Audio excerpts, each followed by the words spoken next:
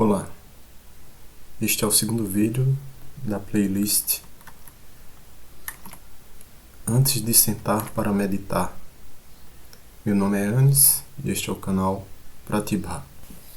Então, este estado de relativa calma nós chamamos de início do Pratyahara. Então, o Pratyahara é um estado de introspecção da mente, em que a mente não é levada de forma ativa para o que chega pelos órgãos de sentidos. A mente não é distraída pelo que se ouve, ou pelo que se vê, pelo que se sente pelos órgãos de sentidos. E isso provoca uma relativa calma. E a esse estado nós chamamos de Pratyahara. É uma condição em que a mente, embora às vezes esteja agitada e outras vezes calma, ela fica agitada quando está em contato com objetos de desejo, mas de outra forma ela se torna quieta, calma. Este estado é um estado muito favorável, né? Esse estado nos auxilia a resolver problemas, a pensar mais sobre as dificuldades que a gente está tendo, porque a mente está tranquila. Também é um estado muito útil para estudar, para trabalhar, entrar num fluxo, né, de trabalho e até para relaxar antes de dormir. Então é um estado muito favorável. Agora, se você acha que sua mente é naturalmente quieta, ou seja, que naturalmente a sua mente se acalma, quando você não está em contato com coisas que causam distúrbios, né? Agitação, barulho, etc. E também que você gosta de ficar sozinho e de ter um sentimento de serenidade, reconhecer essa condição é muito desejável, certo? É muito desejável reconhecer. Se você reconhece que naturalmente você às vezes acessa esse estado de calma, esse reconhecimento é muito desejável. Nesta condição, você deveria tentar o seu melhor para praticar meditação. Você não deveria negligenciar isso.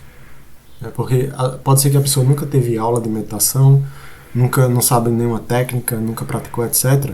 Mas naturalmente ela nota que a sua mente às vezes alcança um determinado lugar de tranquilidade. Então essa pessoa ela já tem essa propensão e não deveria negligenciar a possibilidade de meditar. Por quê? Porque a gente não deveria pensar que essas condições propícias, ou essas condições desejadas para a prática de meditação, elas vão sempre existir simplesmente porque você alcançou, né? Simplesmente porque você chegou lá, então isso vai ficar sempre ali disponível. Algo pode surgir de dentro mesmo da pessoa, né? Algum problema de saúde, por exemplo, ou de fora, né? Que pode distrair, e isso pode muitas vezes levar anos, né? 5, 7, 10 anos para a mente se aquietar novamente. Assim como o mar pode levar dias para se acalmar, né? Novamente após uma tempestade. Então, se você percebe essa calma, essa natural que surge na sua mente, aproveite, porque você já tem uma disponibilidade interna que pode favorecer a sua prática de meditação. Eu não quero dizer que nós nunca estaremos completamente a salvo, né? Sem dúvida, existe uma condição mental, na verdade não é preciso ter medo, a pessoa não deve temer nada, né? Então existe um estado mental em que a pessoa não deve temer nada, mas esse estado em que você não teme nada é um estado muito elevado, né? Porque a gente está o tempo todo preocupado, e preocupações são temores, né? São medos de coisas darem errado, dos planos não darem certo, etc, etc. E quando uma pessoa alcançou esse estado focado, ela praticamente queimou todas as pontes que havia no caminho. ou seja, até aquele estado, né? Ela alcançou uma condição em que as coisas do mundo não podem mais atraí-la, pelo menos naquele momento em que ela está naquele estado de calma e de tranquilidade. Sua mente nunca mais, ou seja, naquele estado, a sua mente não volta para as coisas do mundo que ficaram para trás, ou seja, ela está segura. Suponha que você alcançou o estado em que a mente, embora às vezes fique um pouco inquieta e outras vezes ela fique calma, o que você deveria fazer, então, se você alcançou esse estado de tranquilidade? Né? O que você deveria fazer para ter sucesso na meditação? Então, a sugestão que o texto que nós estamos acompanhando dá, né, a primeira sugestão é: nós deveríamos começar a ter uma firme resolução de ter uma prática regular na nossa vida. Porque esse é o problema que a maioria das pessoas não entende, né? As pessoas querem alcançar estados alterados de consciência em workshops de fim de semana, ou então tomando um chazinho de vez em quando.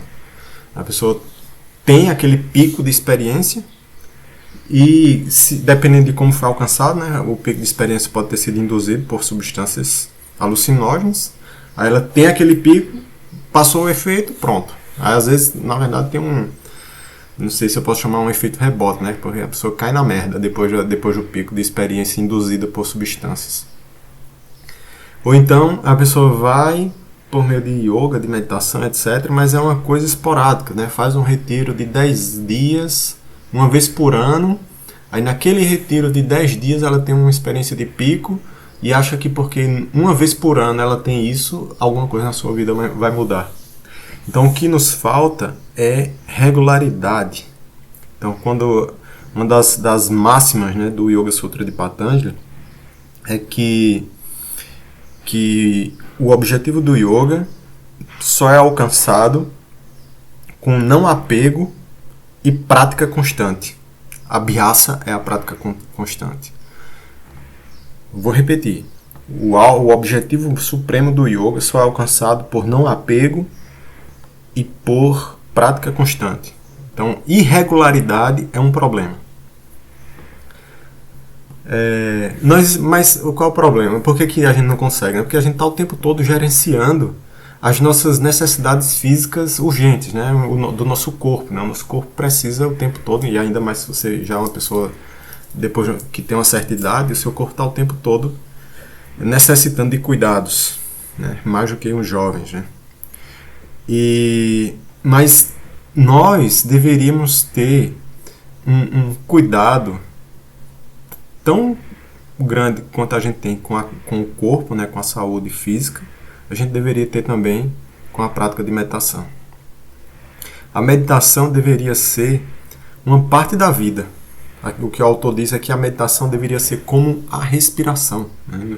Como é que, assim, uma pessoa, depois que a pessoa integra a meditação na sua vida, ela vai em algum momento se questionar: como eu pude passar tantos anos sem meditar na minha vida? Como é possível? Eu não consigo sair de casa para trabalhar sem ter meditado um pouco naquele dia. Ou então sem ter feito a minha prática diária de asana, sem ter feito o meu pranayama. Né? Como é que eu vou sair de casa sem fazer isso? Porque essas práticas, se você tirar todo o questionamento de espiritualidade, elas vão te dar qualidade de vida, elas vão te dar vontade de viver, porque você vai se sentir bem, você vai ter disposição, você começar a fazer planos, porque agora você está se sentindo bem, porque a sua prática de asana naquele dia tirou algumas dores que você estava sentindo, tirou o mal-estar, te ajudou a dormir melhor, fez a digestão funcionar melhor, você tem problemas intestinais ou gástricos, e aí as práticas que você faz, elas vão aliviar o sofrimento de estar num corpo, porque estar num corpo é sofrimento. E a meditação e o yoga, eles começam na nossa vida atuando justamente nesses aspectos mais densos, né? Mais grosseiros, ou seja, no nosso corpo, onde as mazelas vão se impregnando. E aí, quando você descobre quão bom ou quão boa é a sensação de viver minimizando essas mazelas que a vida provoca no nosso corpo, aí você vai começar a ver que a prática da meditação e do yoga tem que ser como respirar, ou seja, todo dia a gente tem que fazer.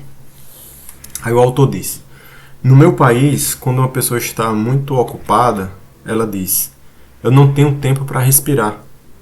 Na verdade, contudo, aquela pessoa respira. Então,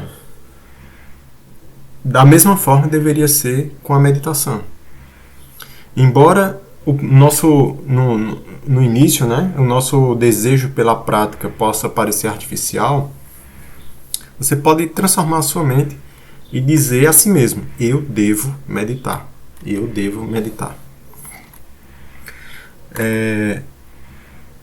Para esse áudio não ficar muito longo, eu vou parar por aqui e no próximo a gente continua. Eu espero que você já esteja com esse áudio, né, notando a necessidade urgente que todos nós temos de inserir as práticas de yoga e de meditação na nossa vida como um hábito, né? Assim como todos os dias você se lava, você janta, você toma café da manhã, a meditação deveria estar ali enquadrada em algum instante da sua vida para que ela comece a provocar resultados positivos. Obrigado e até o próximo.